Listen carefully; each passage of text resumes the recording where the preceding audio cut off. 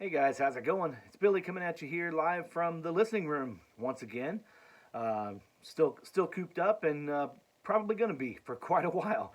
So I figured I would use this time to not only make some videos, but working on the collection. You know, I spent some time. The stuff you see behind me here, I have 48 cubes. There's a bunch that you don't see down there. Almost as many as you see here are down there. But I worked on this half, so like 24 cubes, pretty much everything that goes to the turntables here.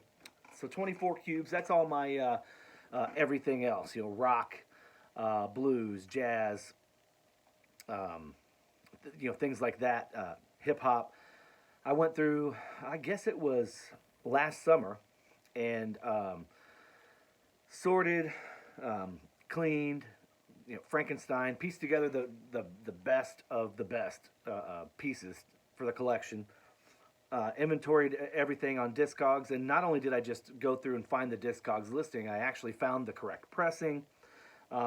If the pressing wasn't there, I added it. So it took a little bit of doing. Re-sleeved everything, new inner sleeves, polylined inner sleeves, and outer sleeves. The Blake style outer sleeves. So all this is already done.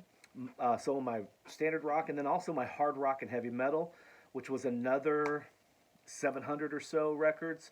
They're all finished. So the biggest part of my collection is pretty well done. Now about 18 or 20 cubes.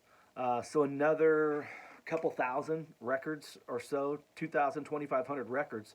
I still need to go through, and that's solely my country collection. So that's what I'm working on now, going through, sorting, pulling out the best pressings, purging, entering them in Discogs, cleaning, sleeving, and categorizing or filing, things like that. But trying to get all that stuff done, you know, I have the cassettes done, I have my 8 tracks done. Once I get that done, then I can actually just kind of maybe relax a little bit and really focus on certain things that have really required some time and effort, like 8 track repair and things of that nature. But as I was going through, you know, working on this, I thought, you know, I've got a couple videos I need to make so I can actually file some of this stuff, so it makes it a little bit easier. Because as I was going through doing some of the country stuff, I realized I had stuff in these stacks that I hadn't shown. Because the way I bring stuff in is I'll have a stack of ingest that I need to show, or I need to clean, or I need to sleeve. Once it's cleaned, sleeved, it's put in a pile to show here in a video. Once it's been shown in a video, then I file it. So I was realizing, man, I've got like 1, 2, 3, 4 stacks of stuff that I haven't shown yet. So I need to get that done. And now, you know, what better time than now? So, you know, before I left for spring training, I had picked up a couple things. I always run to Walmart every now and then, I don't know, every couple weeks, and just check their Walmart exclusives. So basically what this is this is a hodgepodge of recent pickups. Let's just say in the last month. How's that? So you saw, you know, excluding anything I picked up in Florida or Kentucky with Melinda, or Florida with Brad and Tim, or down at with John at Top 5, or in Atlanta with Steve. So this is stuff that I picked up excluding that, because you saw all that stuff. So first thing, before I left, I went to Walmart and picked up this. This was the Walmart exclusive, the Best of Bon Jovi Crossroads. So this was originally released in, gosh, I want to say the 90s, and I think they even actually pressed it. But this is a 2 LP red vinyl set, and it's pretty much everything you need from Bon Jovi, in my mind. I mean, I'm sure Brett, Vinyl Victim, will disagree with me a little bit on that, and some of you hardcore Bon Jovi guys will disagree, but it's a great compilation. I was so glad to finally get this. This is Aaron Inderlin, Faulkner County. Aaron, I've known Aaron for, well, not really known. I've known of Aaron since my time in Nashville. I was playing right before I left. I was playing a show, and my friend Tommy Carlos, who's another local singer-songwriter, who is in Nashville now. He wrote Montgomery Gentry's number one hit, "Roll with Me," among many others. But Tommy brought out Aaron. You know, they were friends. They had written a couple things, and this, like I said, this was years ago. This was 15 years ago or more. Um, and I was introduced to Erin then, and I followed her on social media. We've been friends on social media ever since. This is her major label. Well, it's on Blaster Records, so you can't really consider that a major label, but this is definitely her first major release. And it was produced by Jamie Johnson, and I don't know if Moose Brown Jim Moose Brown and Jamie Johnson both produced it, but it's a fantastic. I mean, country to the core, just phenomenal. Great, great stuff. If you love, Loretta Lynn, Patty Loveless, all that sort of traditional sound, great songwriting, phenomenal vocals.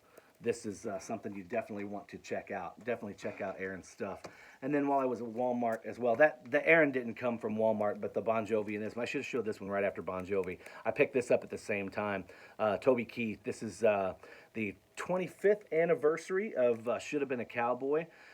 This came out last year, and the reason I've been holding off not getting this is because I absolutely hate the cover. I hate that stupid hat that he wears. It's just a personal preference thing with me. I don't think they should have changed the cover. I think they should have kept the cover, the original. You can see kind of a ghost image of what the original cover halfway looked like. They've zoomed in on it. It was him just standing there, kind of a half-body shot. But a great, great record, an unbelievable great 90s country record. And they added a couple bonus tracks on here. It's new, unreleased material at that time, but glad to finally have that. I resisted for so long, I couldn't not pick it up. But I do. I hate that goofy hat. So then, a couple things here. I was given a heads up by a couple friends on Facebook.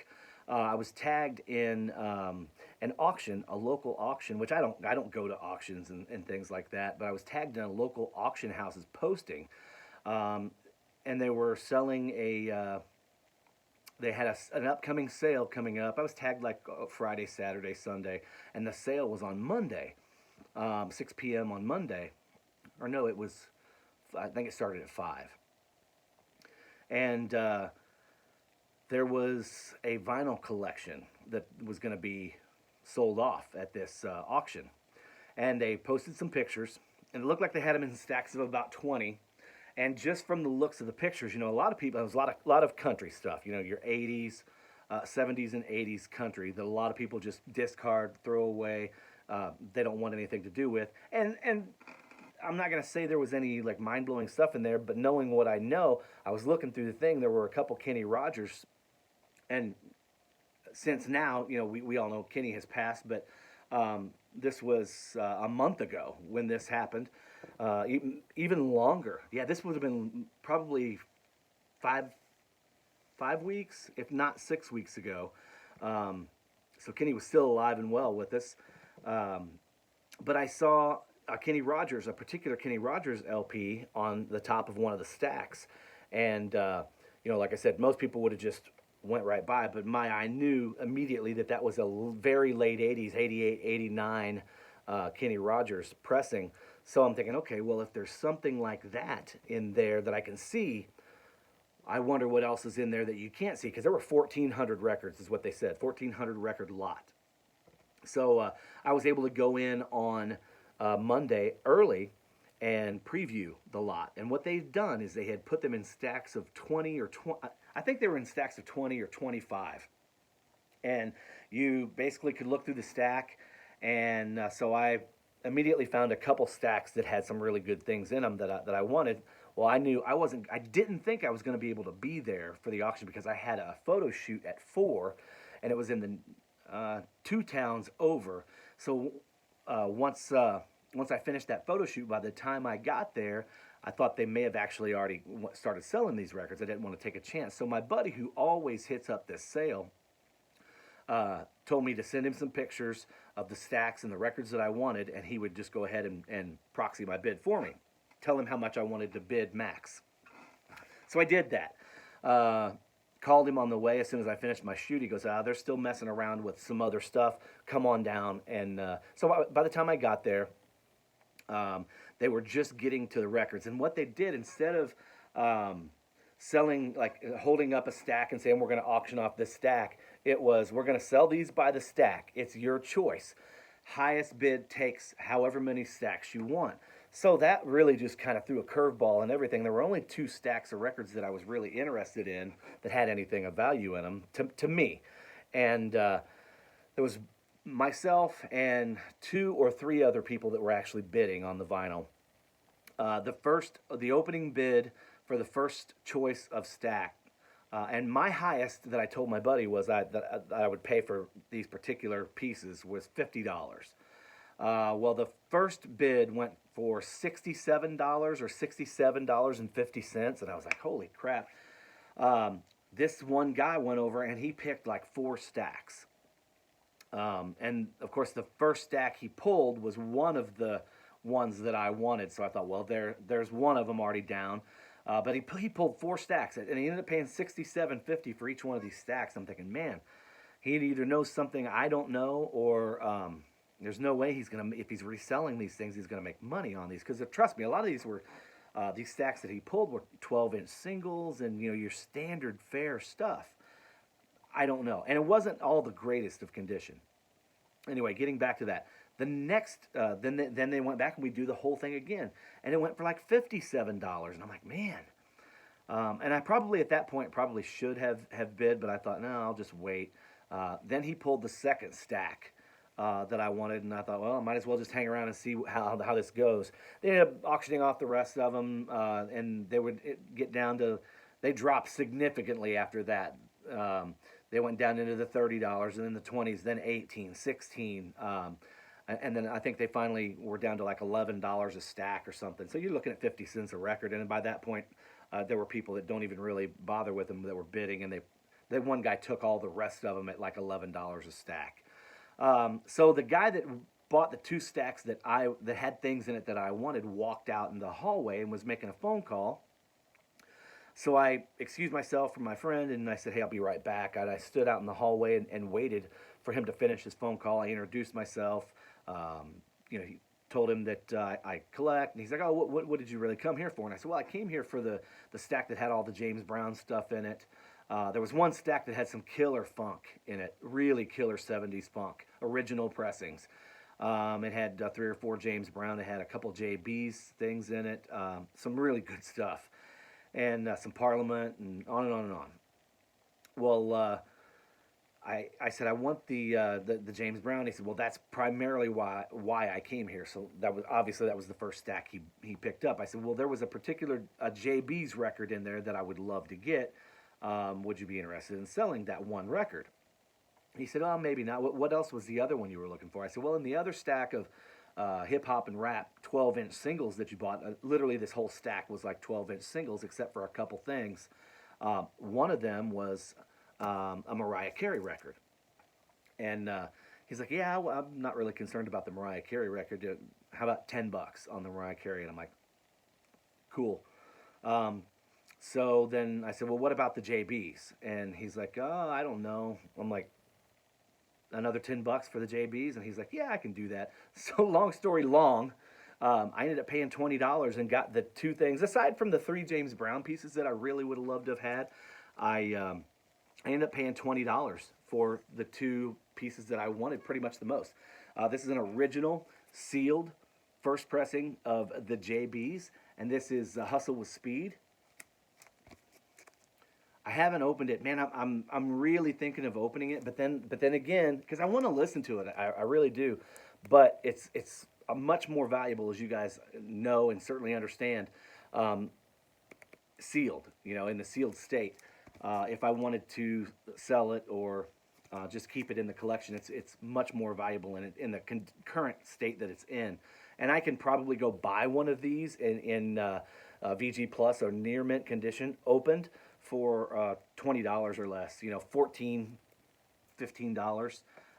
So for now it remains sealed. We'll see. And then here's the other thing I ended up getting, Mariah Carey.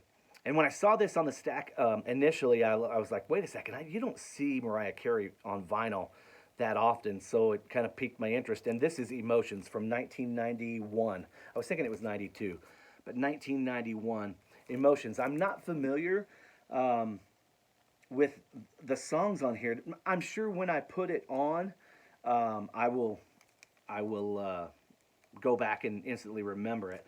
But Emotions, and You Don't Remember, Can't Let Go, Make It Happen, If It's Over, You're So Cold, So Blessed, To Be Around You, Till the End of Time, and The Wind.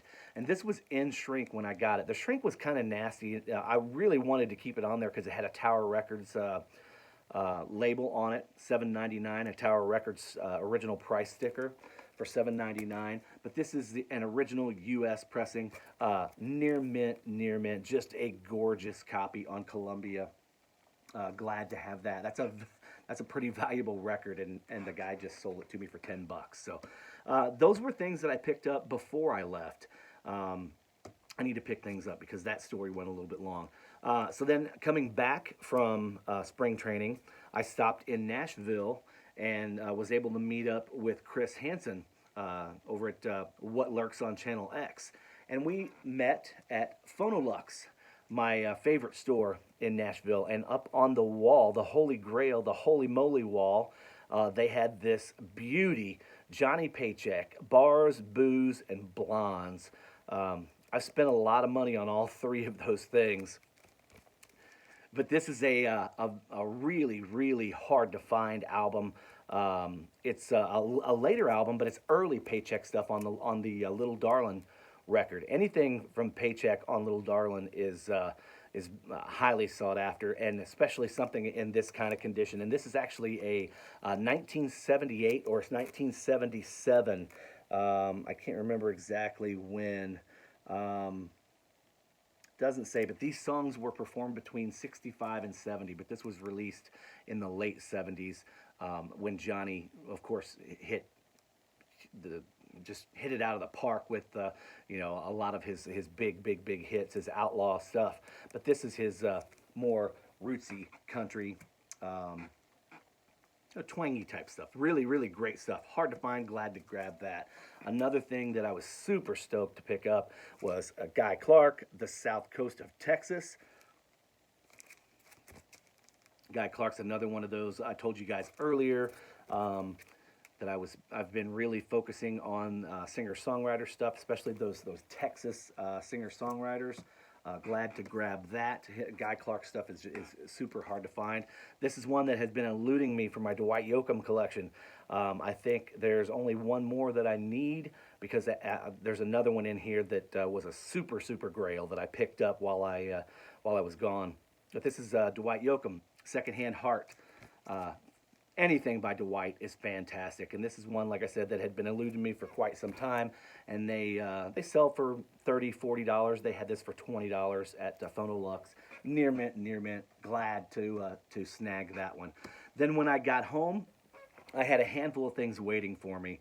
There were some packages of things that I had ordered prior to leaving that just didn't show up before I got home. And then there were some VCLT, some very generous VCLT. So I'm going to show that here in a little bit, so hang in there. Rest in peace, Joe Diffie, man. First off the bat, this is Joe Diffie, his greatest hits compilation. Joe Diffie, hand signed and numbered. There's only 500 of these pressed on what they call John Deere green vinyl. I had picked this up as soon as I heard it was available. My buddy Jared told me over at Backwoods Metal. He kind of clued me in that they were pressing these, and so I went ahead and ordered one. and it came while I was gone. It sounds fantastic. Now, what it is it's re-recorded versions of Joe's hits, but Joe they stayed true to the originals. I mean, a lot of those guys like Merle Haggard, George Jones, when they would switch record labels, they would put out their earlier hits. They would just re-record them to get around the contractual obligations to the previous record companies that owned those masters. So they would just re-record them. Well, a lot of those times they didn't stay real true to the original. So you'd get something and you'd think, well, this doesn't sound anything like the version I'm used to hearing. Joe is such a phenomenal singer. The band sounded great. They did a great job. Some of the songs, if you didn't know, if I didn't tell you these were re-recorded versions, some of you guys probably wouldn't know. But these, since Joe's passing on Sunday, these have sold out. Fortunately for the family, but unfortunately to the collector, these are just going to go through the roof now. There's already people selling theirs on Discogs for over $100, and I think Joe sold these for. They were signed and numbered to 500, and I think they were like $30 or $39.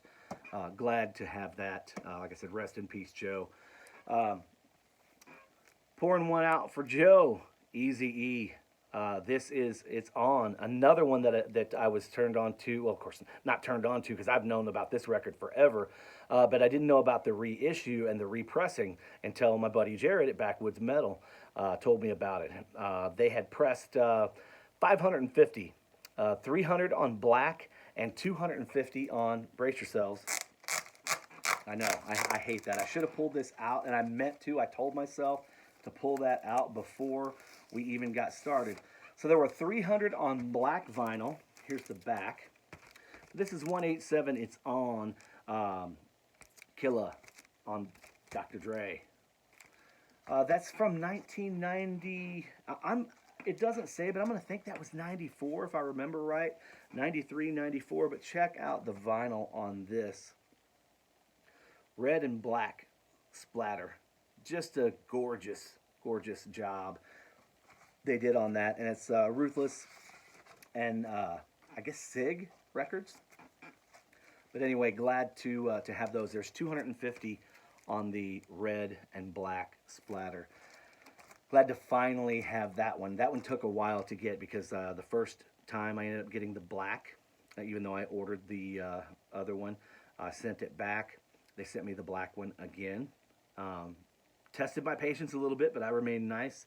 The guy ended up finally getting me the correct one and actually gave me a pretty good deal on the black one as well. So here's the other Dwight Yoakam I was telling you about. This is a grail, a surefire grail. I mean, something I've been looking for forever. This is this is the 2012 release, 3 pairs. Try and get that to, yeah, there we go. This is an original pressing on Warner Brothers Reprise. Just such a hard album to find, and a great thing. It's a little bit of a stray from Dwight's sound, but if you're a fan of Dwight, you're gonna love whatever he puts out. And this, like I said, it's been a grail at the top of my list for quite some time. Trying to find one that was reasonably priced. I mean, these things go for $100 or more, but I didn't want to pay that much for it. I've just been looking and looking, been patient. That's the key to being a collector, especially in this day and age, is patience. Yeah, I could have found some beaters for $35, $40. Anyway, I found this through eBay, and it was a Canadian seller, and I got it for like $34. Super, super stoked to finally have that in the collection. And then while I was down in Atlanta shopping with Brad and Tim on that Saturday in Orlando, Tim played us this. This is the band Dirty Honey. And I was not familiar. This is their EP that came out last year. It is phenomenal. I haven't been this excited for a rock and roll band in a long, long time. And this has When I'm Gone, Rollin' Sevens, Heartbreaker, Break You, Scars, and Down the Road. And they really loaded the front end and loaded the back end of this 6-song EP. Here's the back. The 2 songs in the middle, Heartbreaker is more just your standard fare rock and roll, but your first 2 are just kick you in the teeth rock. The vocals have a little bit of, they're very reminiscent of, say, Cinderella, Badlands, even maybe a little bit of Axl Rose. I hear it every now and then. But yeah, great, great stuff. Phenomenal. So glad to be able to grab that. And those things are starting to go pretty high. You got to order it directly from dirtyhoney.com if your local store doesn't have it. This is one that everybody has shown. I, of course, heard several reviews. The new Ozzy record, Ordinary Man. I went ahead and ordered the Urban Outfitters Smoke. I guess it was a gray smoke exclusive, limited to 500. And was glad I did that because apparently there's been several complaints and problems with the standard black pressings. And especially the picture disc. But like Frank over at Channel 33 RPM was saying he had either two or three pressings that were bad. This one is good. I don't normally order from Urban Outfitters, but I was going there to order Meghan Trainor's new record because they had the Pearl White exclusive. So I ordered that one. And I saw they were taking pre-orders for this, and I went, well, what the hell, I'll go ahead and do that. I'm glad I did. It sounds great. They took a little bit more care with this pressing, apparently, than they did with the standard black ones. Before I put that away, I want to give you a little bit of my thoughts on this album. I think it's a phenomenal album. I've listened to it a handful of times. I think Side A is killer. It's as good of an Ozzy album as we've had since Osmosis, if not better.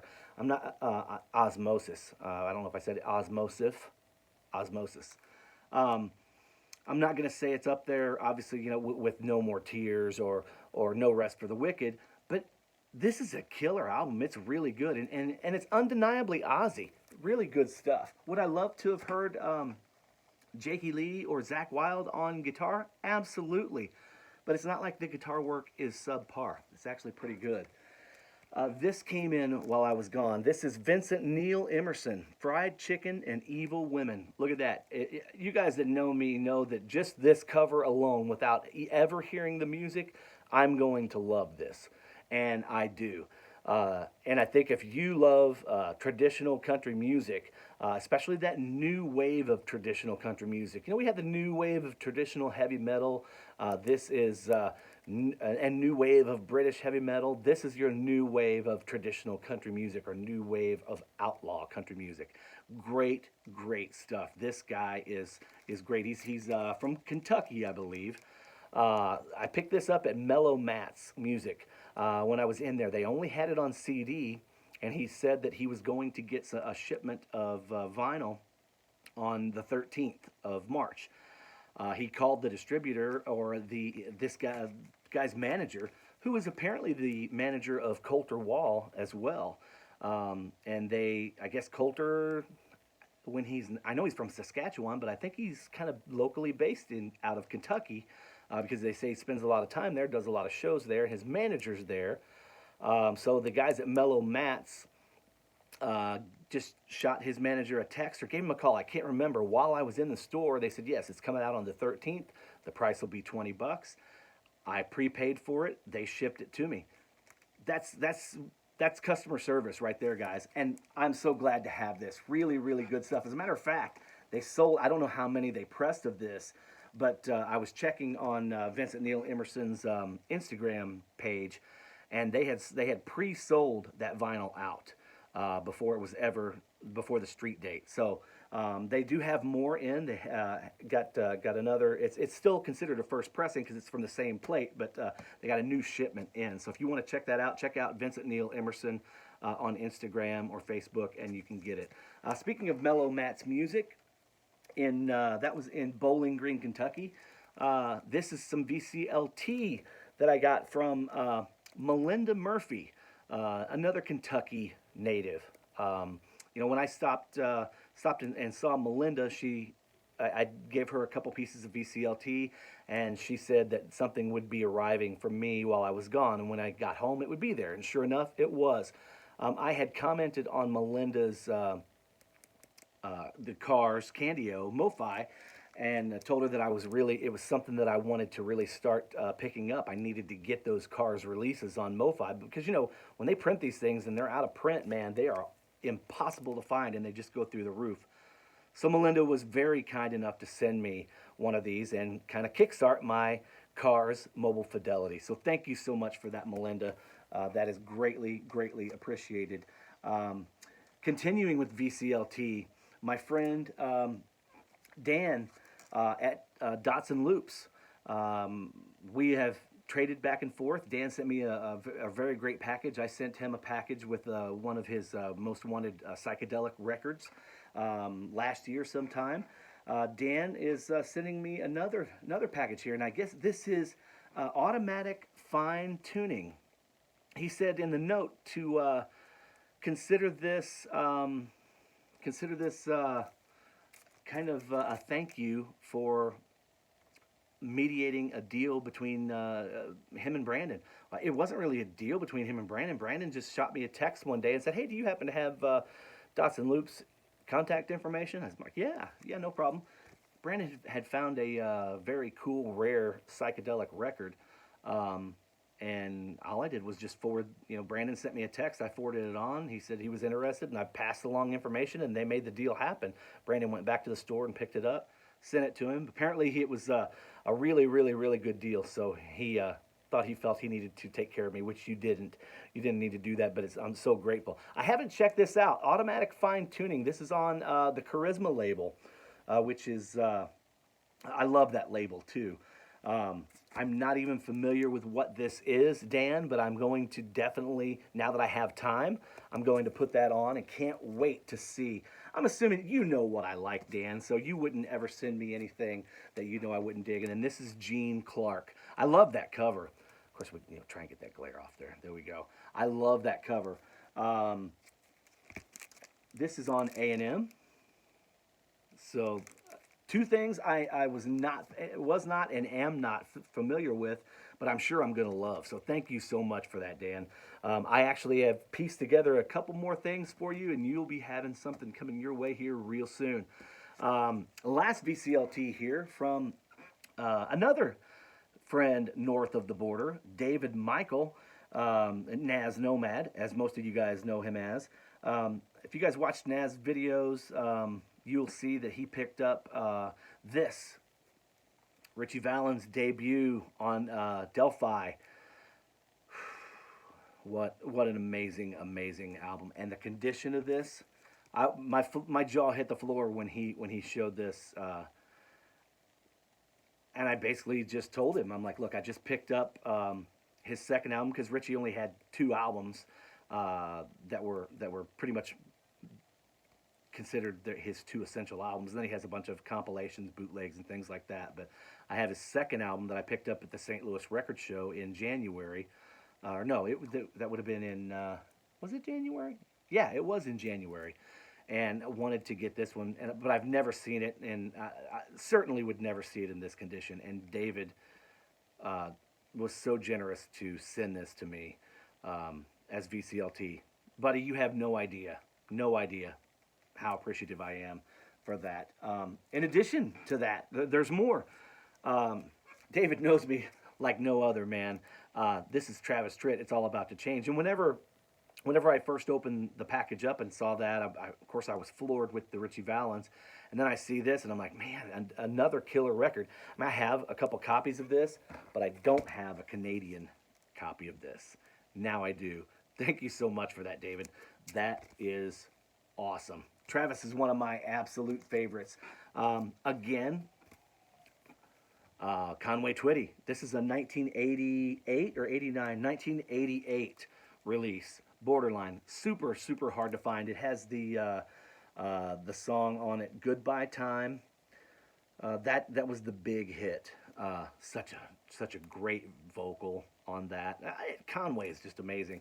Again, I had a copy of this, but I didn't have a Canadian copy. So that is amazing. And then last from David Michael was this Conway's Number Ones. This, I'm pretty sure, was a Canadian release.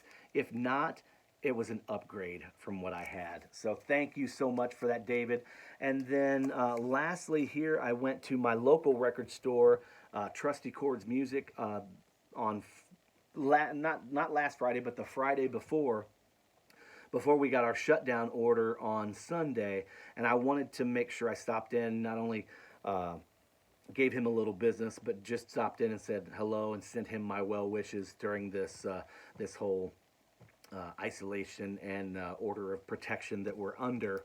Um, and he had just recently picked up a collection and got this original uh, Waylon Jennings Honky Tonk Heroes. This is one of those albums that is getting impossible to find in shrink with the Best Buy series sticker on it. Just a beautiful copy.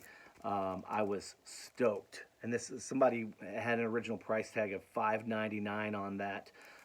Whenever they had picked it up, so they stole that thing. I ended up getting this for $20, uh, which is an amazing score. Colin did me a solid on that one. Um, these had this held for me because while I was in Jupiter for spring training, they I guess it was Music on Vinyl or We Are Vinyl. I can't remember who actually did it. It's the one with the blue circular label. Maybe that's We Are Vinyl. We Are Vinyl, I think. They released a handful of the Bruce Springsteens. They did The Rising, Devils and Dust, and something else. I don't know. I think there were three. But this is one that original copies of this just are through the roof. I mean, like $200 or more. And I went ahead and had him hold this one for me. I was so glad to get this. Just a great album. And then lastly here, I want to thank you guys for hanging in there for 35 minutes. This is the Quality Records reissue and release of Rush. You know, they redid their whole catalog, and you won't find a better sounding Rush album than those ones that were just recently pressed on Quality Records. This is gosh, I'm drawing a blank. Permanent Waves, duh. Permanent Waves. Personally, probably my favorite Rush album. I mean, you know, it's hard to pick between Moving Pictures and 2112. So many great albums that those guys had. Of course, you know, we just lost Neil Peart, and you know, progressive music will never be the same. So love this album. Glad to finally have that on a really decent sounding, quiet, just a phenomenal soundstage on that record. So, guys, thank you so much for tuning in. Like I said, I have a whole lot of things to get caught up on, a whole lot of videos to get caught up on. We've all got nothing but time, right? But I hope you guys are taking care of yourselves and taking things seriously.